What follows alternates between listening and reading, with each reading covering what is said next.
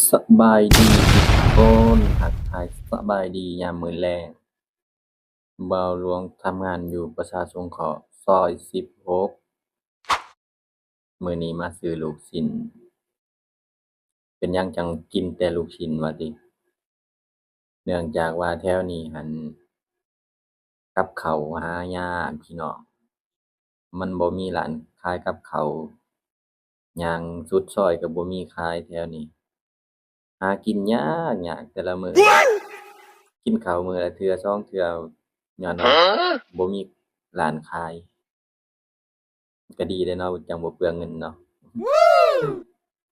ค่ากับข้าวบ่เปลืองดอกเนาะแต่ว่าหมดค่าเบี้ยว่าซั้นก็ลูกชิ้นร้านนี้ก็เลาสิมาจอดอยู่ข้างเซเว่น